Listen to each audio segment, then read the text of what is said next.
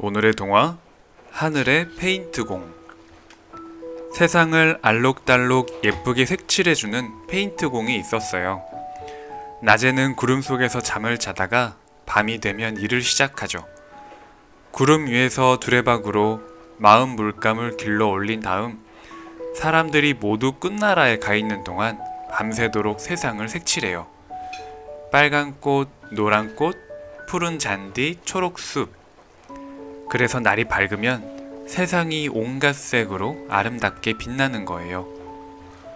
그런데 이 마을은 색깔이 없네요. 어째서 색깔이 없을까요? 혹시 페인트공이 너무 게을러서일까요? 아니에요. 사실은 물감이 없기 때문이에요. 언제부터인가 마음 물감이 점점 줄어들더니 나중엔 텅 빈 두레박만 올라왔거든요. 페인트공은 할 일이 없어서 날마다 빈둥빈둥 놀기만 했어요. 어느 날 색깔 없는 마을에 사는 넝마주이가 페인트공을 찾아왔어요. 그러고는 자기가 직접 물감을 구해보겠다며 구름 아래로 두레박을 내렸죠. 그렇게 꼬박 열흘을 기다렸지만 겨우 빨강 물감 한두 방울밖에 못 구했어요. 넝마주이는 품속에서 시든 장미꽃 한 송이를 꺼냈어요. 색깔도 없이 바싹 말라붙은 초라한 장미였죠. 넝마주이는 겨우 구한 빨간 물감 한두 방울로 가져온 장미꽃을 칠한 다음 장미꽃을 가슴속에 꼭 품고 돌아갔어요. 페인트공은 넝마주이가 어떤 사람인지 궁금해지기 시작했어요. 넝마주이에겐 어린 아들이 하나 있었어요. 아들은 몸이 너무 약해서 늘 침대에 누워 지냈어요. 그런데 하루는 넝마주이가 쓰레기장을 뒤지다가 아주 낡은 그림책 하나를 주었어요.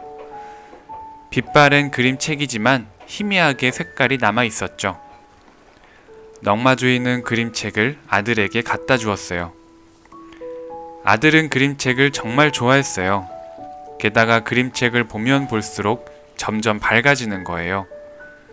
그래, 이 아이가 건강해지려면 색깔을 되찾아야 해. 넝마주이는 그때부터 색깔 있는 물건을 찾아다니기 시작했죠. 그러다가 페인트공이 사는 곳까지 오게 된 거예요. 넝마주이는 장미를 가슴에 품고 집으로 달려갔어요. 빨간 장미꽃을 받아들며 활짝 웃는 아들의 모습이 눈에 선했죠. 그런데 넝마주이가 산기슭 움막집에 이르렀을 때 알아놓은 산지기 영감을 만나게 됐어요. 산지기 영감은 죽기 전에 꼭 한 번이라도 색깔 있는 것을 보고 싶다고 했죠. 넝마주이는 한참을 망설이다 품속에서 빨간 장미를 꺼내 산지기 영감에게 주었어요. 괜찮아. 그래도 내 아들은 그림책을 갖고 있으니까. 결국 넝마주이는 빈손으로 돌아갔어요. 다음날 넝마주이는 색깔 없는 털모자와 털 장갑을 들고 페인트공을 찾아갔어요. 그러고는 꼬박 보름 만에 노랑 물감 6방울을 길어 올렸어요. 넝마주이는 털모자와 털 장갑을 샛노랗게 칠한 다음 품에 꼭 안고 돌아갔죠. 그런데 찬바람이 부는 들판에 웬 아낙네가 서 있지 않겠어요? 어린 아기를 업은 채 덜덜 떨면서 말이에요. 알고 보니 멀리 약을 구하러 간 남편을 기다리는 거래요. 넝마주이는 또 망설이다 아기 머리에 노란 털모자를 씌워주고 아낙네에겐 노란 털장갑을 주었어요. 괜찮아. 그래도 내 아들은 그림책을 갖고 있으니까. 그러고는 또 빈손으로 돌아갔죠. 넝마주이는 계속해서 페인트공을 찾아갔어요. 화분이나 주전자, 손수건, 신발 따위를 들고 말이에요. 하지만 어렵사리 물감을 구해 색칠하고 나면 늘 엉뚱한 사람들에게 나눠주곤 했죠. 넝마주이는 아들의 10번째 생일 때에는 꼭 선물을 주고 싶었어요. 자기가 직접 마을 풍경화를 그려서 갖다 줄 생각이었죠. 하지만 아들의 생일을 한 달 앞두고 그만 다리를 다치고 말았어요. 넝마주이는 다리보다 마음이 더 아팠어요. 이제 아들한테 선물을 줄 수 없게 됐으니까요. 넝마주이는 아들 옆에 나란히 누워 도란도란 이야기를 나눴어요. 꿈에서 본 아름다운 세상에 대한 이야기였죠. 넝마주인은 매일매일 속으로 빌고 또 빌었어요. 아이들이 아름다운 색으로 빛나는 세상에서 살게 해달라고 말이에요. 어느덧 아들의 10번째 생일이 밝았어요. 아빠!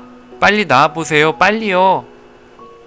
넝마주인은 아들의 목소리에 깜짝 놀라 밖으로 나가봤어요.